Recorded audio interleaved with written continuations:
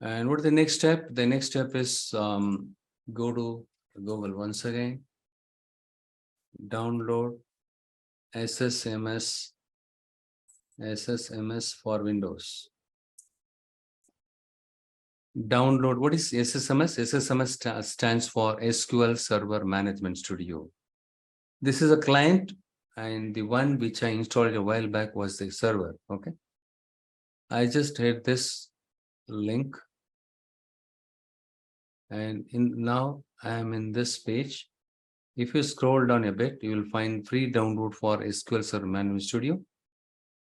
You just click on it once and wait for some time. Look here, the SSMS setup-enu.exe, and save that. This one will take a while. Unlike the SQL Server software, the SSMS will take a while to download it. Okay, to download this software.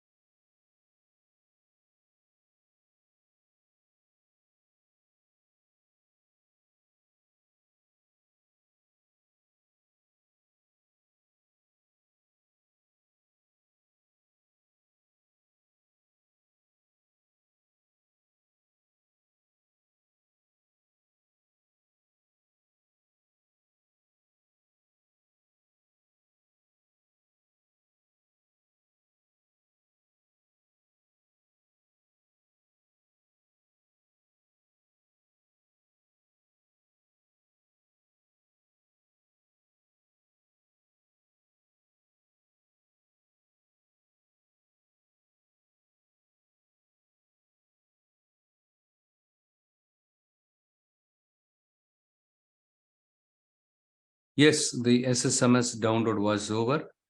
I just click on this once.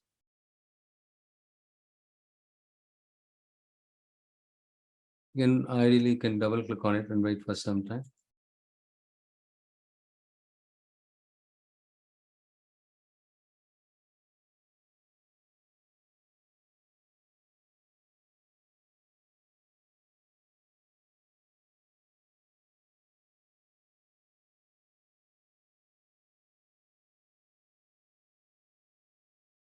SSMS setup. I just click on it one more time. Let's see why it is not getting launched. Sometimes it will be very slow, and also in my C drive, I have a very less space.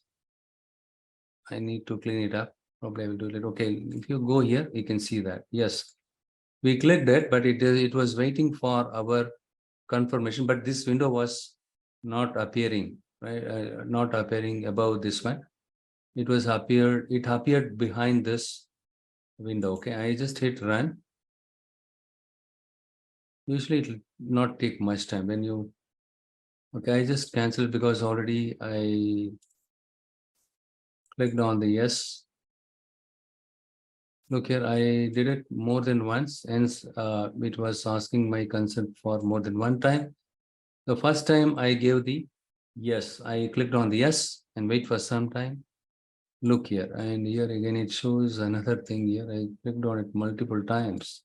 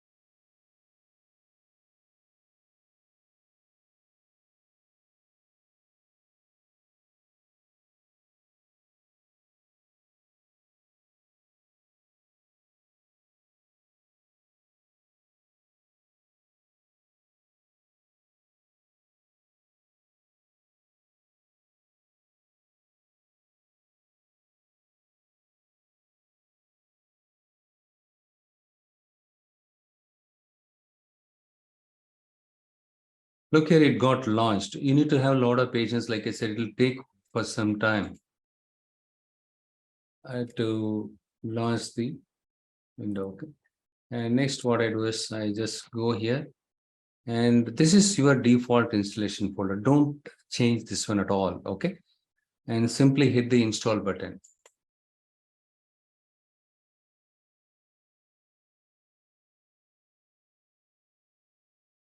That's it. It started loading the packages. Let's wait for few minutes. I'm going to say yes.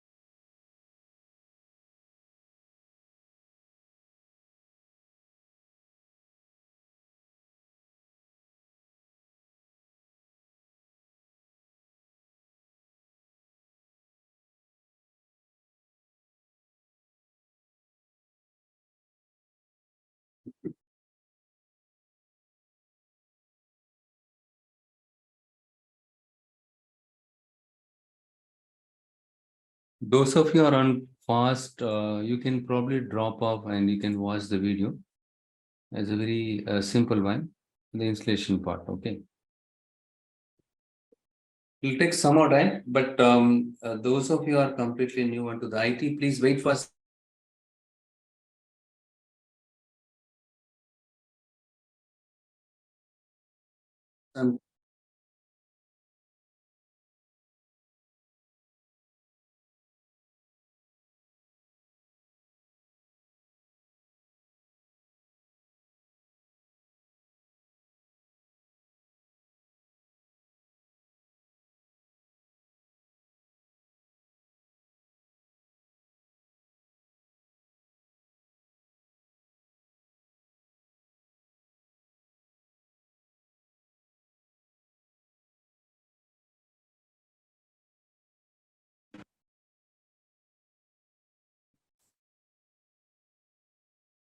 You need to wait until you find the message like installation was successful. That's it. You need to click on the close button.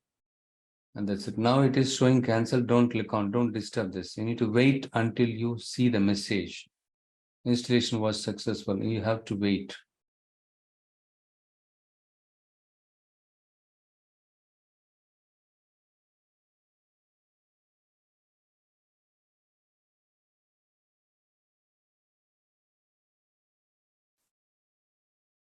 In the interest of time, we'll try cancel, but in your case, don't cancel it. Okay. Because I already installed this one. Okay. And to utilize this time very effectively, what I'm going to do, I'm going to cancel because I already installed this one. Let me see if I click on the cancel whether it works. No, no, no. It is not working.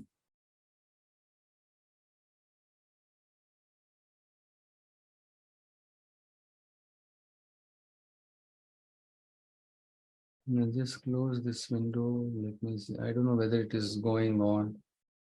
Anyhow, I just go to the start button in my case, but in your case, you don't close it, you don't do anything until you find the message SQL Server Management Studio installation was successful. You have to wait. In my case, I already installed this one.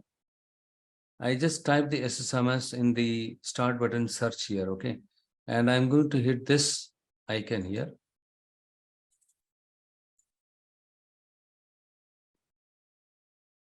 So I don't know, the installation is going on at the back end. And let me just go to the, I use the task manager, and then I will see if that is still going on. Okay, the SQL Server Management Studio, it's being launched. And SQL Server Analysis Services. Okay.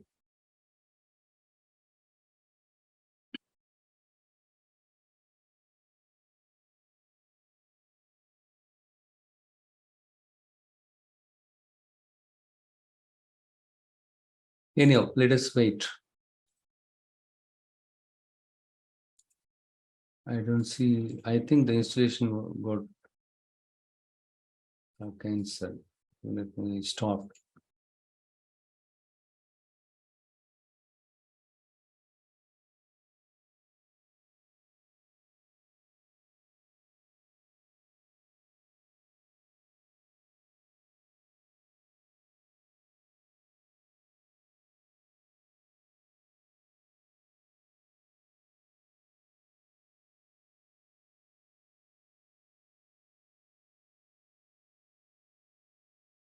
I just click on it one more time. Let's see what happens. But even the SSMS will take longer time to launch it. Okay. Even I tested it when I had 100 to 150 GB free space was there in my C drive. That one is a little bit slow. At the back of this one is going on. Okay, probably you want to save changes, cancel. Okay, I don't. It's being launched. Let's wait for some time.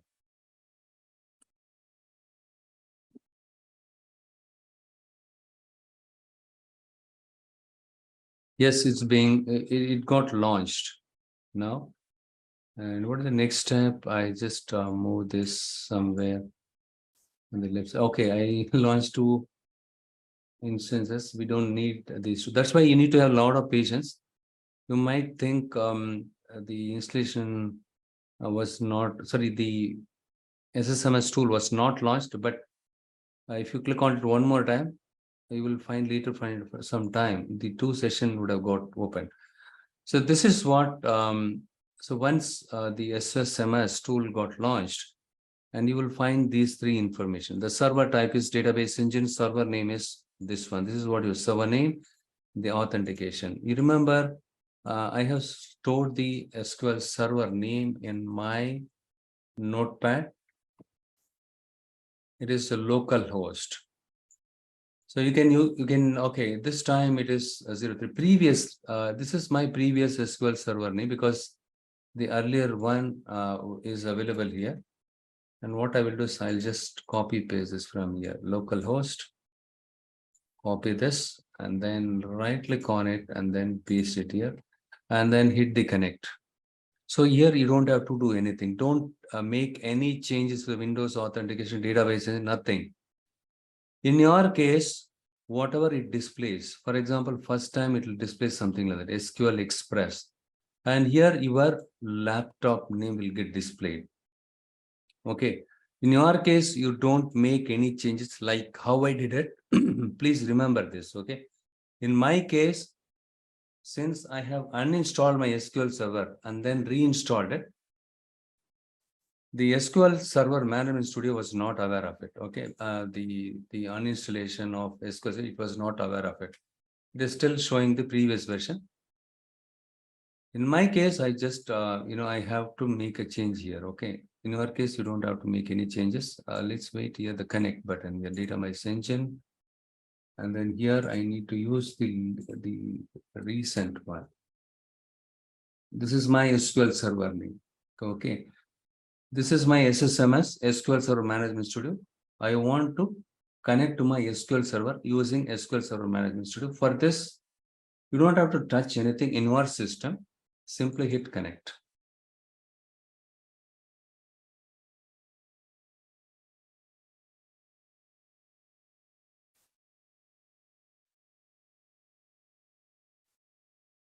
This one was not closed. And here, okay.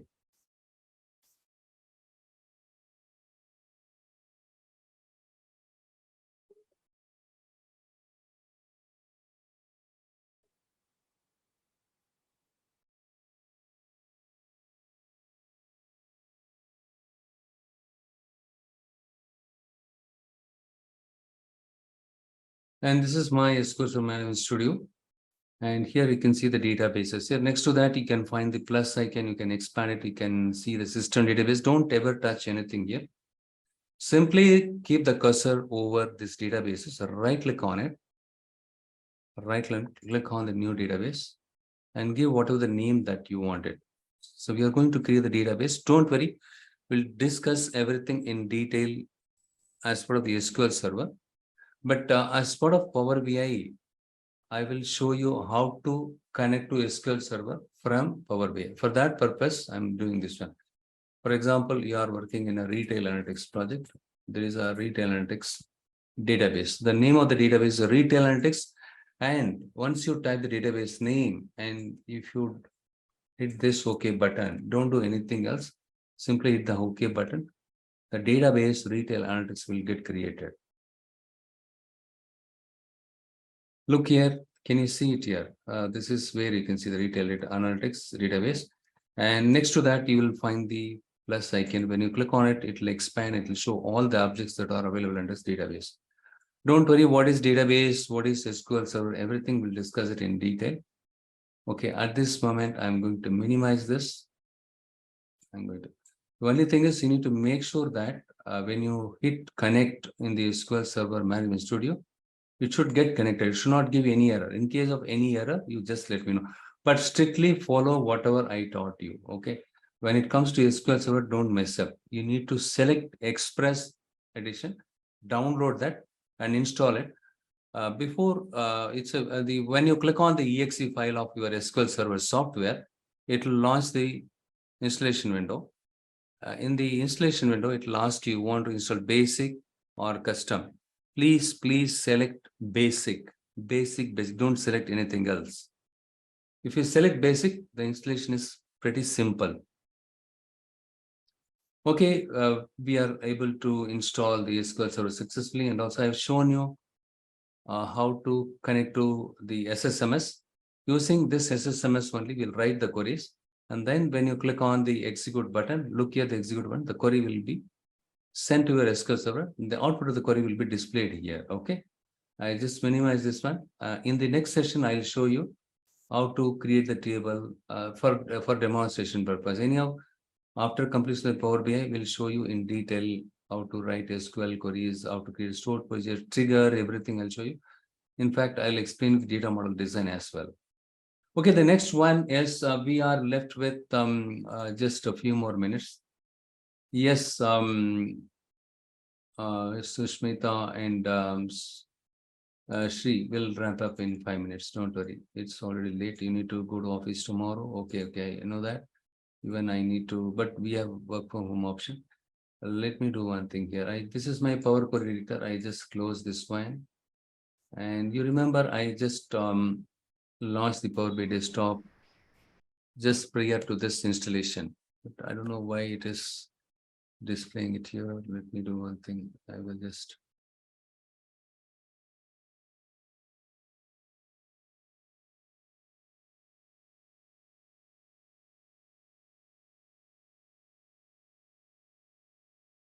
okay, this is my Power BI desktop. Let me just minimize this one because something is blocking here.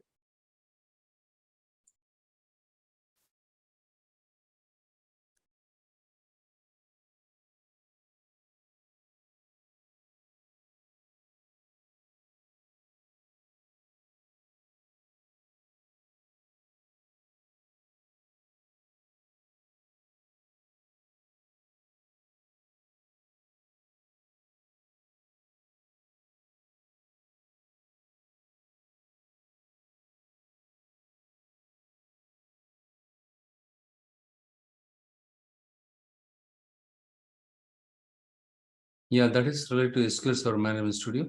Okay, I just go to the Power BI desktop.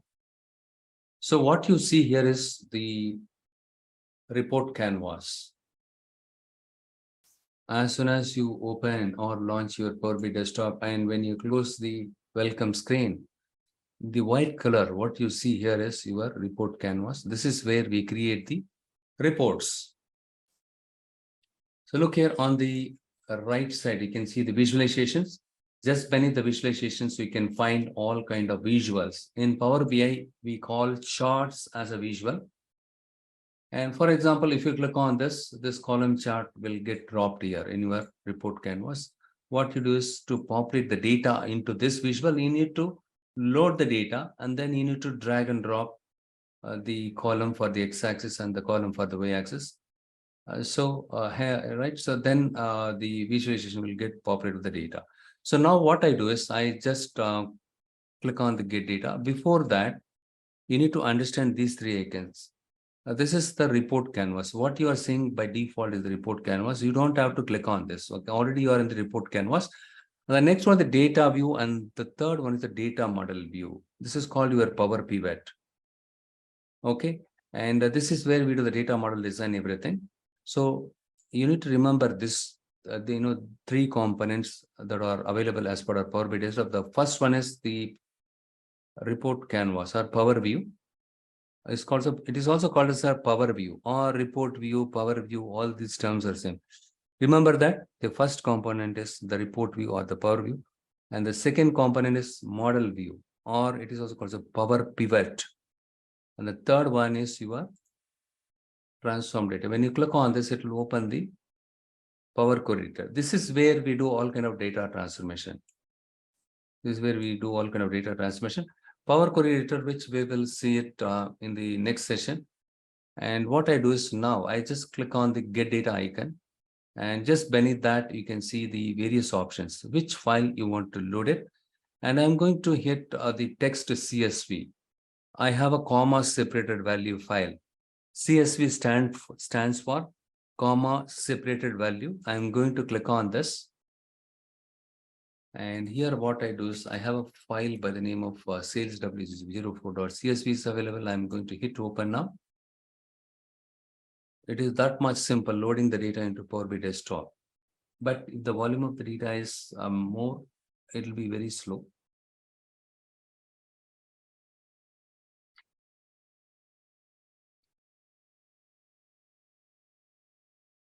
So what you see now is the day preview window. Okay, before loading the entire data of this comma separated value file, it will show you the sample data. It is not showing the entire data of this file. Just give you the sample data. With that, you can make a quick check whether is this the intended data that you want to load it into a Power BI desktop. Okay, cool.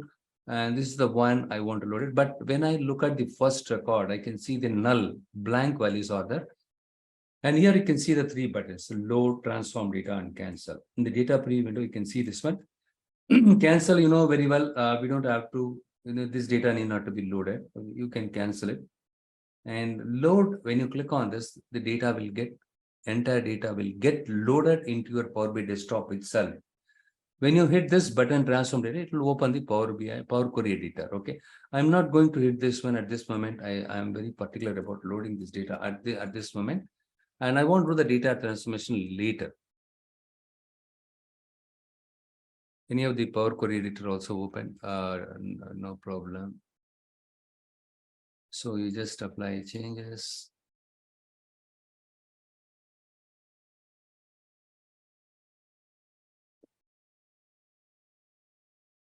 I simply close this one. This is not required at this moment. So now it is establishing connection with your CSV file, and then it will load the data into your model, data model. What is the model? This is the model. And this table, once it gets loaded, when you click on it here, you can see the table here.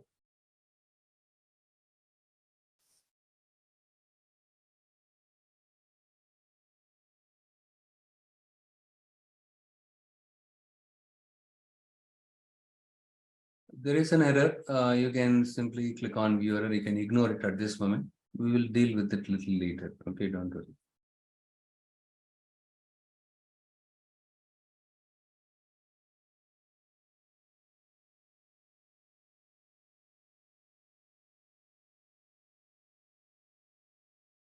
The Power Query editor got open. You can see the error here. At this moment, let's not worry about the error and all. And just simply close this and apply it. Okay. Simply close and apply.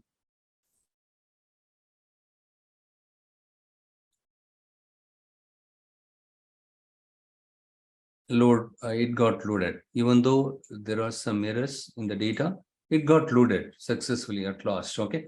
And on the right side, on the right extreme top, you can find the fields pane. This is where you can see the table. Once the file gets loaded, you can see the file name here. But this is actually a comma separated value file. But what happened here is the Power BI, next to the CSV file, it displays the table icon. So what it says is no matter what type of file you load it into Power BI desktop, it will consider everything as a table. If you load JSON file, or if you load Parquet file, if you load Excel file, or if you load any file, it will consider them as a table. That's all. If you want to see the columns that belongs to this table, you click on this icon and it will get expanded. Now you can see all the columns that belongs to this file is available.